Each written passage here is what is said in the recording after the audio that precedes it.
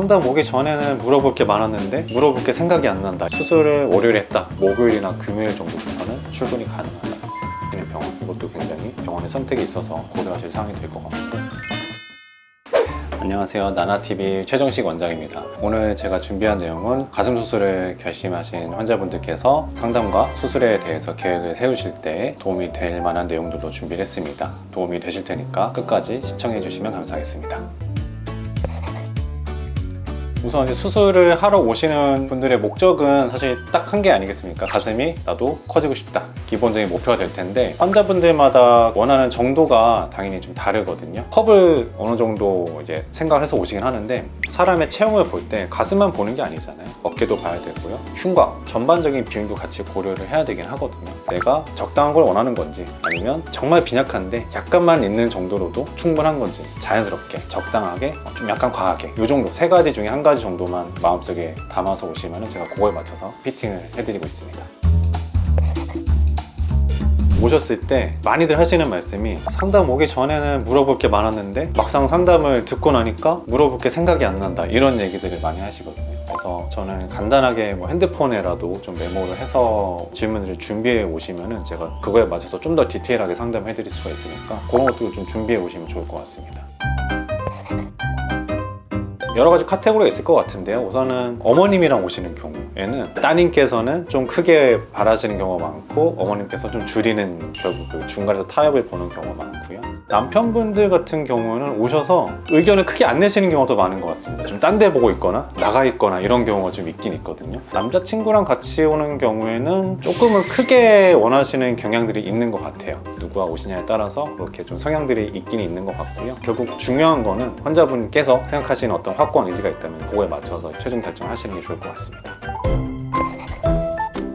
가슴 수술이라는 거는 되게 여러 가지 요소들이 같이 합쳐졌을 때 좋은 결과가 나온다고 생각을 하거든요. 예를 들면은 좋은 수술 계획이 있어야 되고요. 그 다음에 좋은 수술 기술이 있어야 되는 거고요. 그리고 수술 후에 끝까지 결과를 좋게 낼 수 있는 케어 시스템이 중요하다고 생각을 합니다. 세 박자가 결국에 다 맞춰지기 위해서는 저는 시스템적인 요소가 굉장히 중요하다고 생각을 합니다. 그래서 저희 병원 같은 경우에는 여러 가지 보형물들이 준비가 되어 있고 다양한 임상 경험을 가지고 있기 때문에 어떤 환자분이 오시더라도 그 체형에 맞는 보형물을 추천드릴 수가 있고 보형물 선택권도 좀 넓은 편이고요. 수술 과정에 있어서도 저희 병원이 많은 집도를 하고 있기 때문에 당연히 수술의 플랜에 맞게 결과를 내기 위한 수술을 하는 그 프로시저는 굉장히 정형화되어 있거든요. 그래서 굉장히 일정한 결과를 낼 수 있는 그런 병원을 택하는 것이 당연히 결과에 좋을 것이고요. 마취과 원장님이 상주하시는 병원, 이것도 굉장히 병원의 선택에 있어서 고려하실 사항이 될 것 같고 케어 시스템도 마찬가지입니다. 빠른 회복을 해야 되고 결국 촉감이 좋아지고 붓기가 좀 빨리 빠지고 이런 것들이 이제 결국 케어가 이제 해주는 일들이거든요. 그래서 이런 시스템까지 같이 갖춰져 있다면 일상 회복으로의 복귀도 빠르기 때문에 이런 세 박자가 동시에 갖춰진 병원을 찾아서 수술하시는 것이 결과에 도움이 되리라고 생각합니다.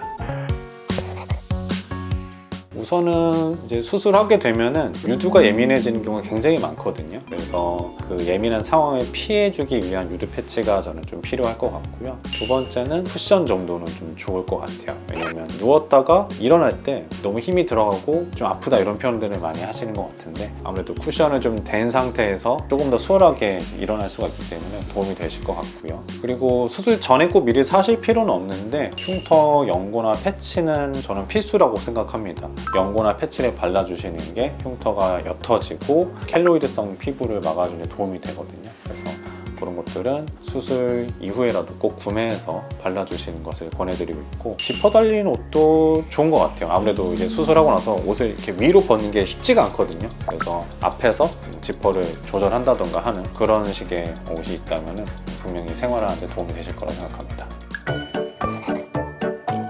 우선 이제 수술의 회복을 좀 보게 되면은 당연히 수술 당일과 그 다음날까지가 가장 좀 극심한 불편감, 극심한 통증을 경험하시게 될 건데요.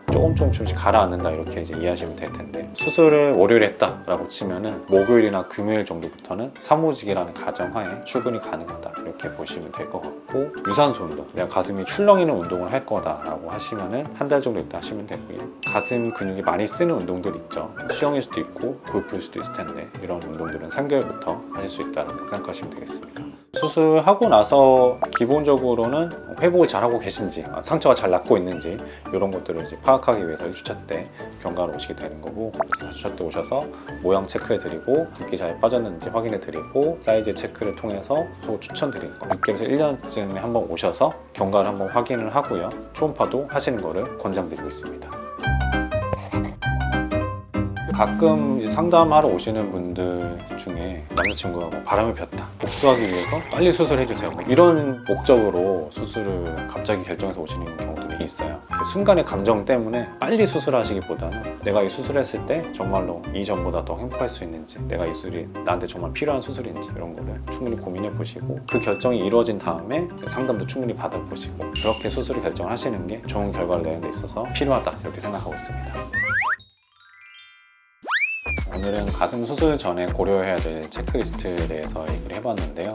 이런 체크리스트들을 충분히 점검하고 나서 수술을 하게 된다면 분명히 좋은 결과가 있다고 생각을 합니다. 그래서 오늘 영상이 도움이 되셨으면 좋겠고, 이런 것들을 잘 참고하셔서 나중에 만족스러운 결과가 나오시길 진심으로 바라겠습니다.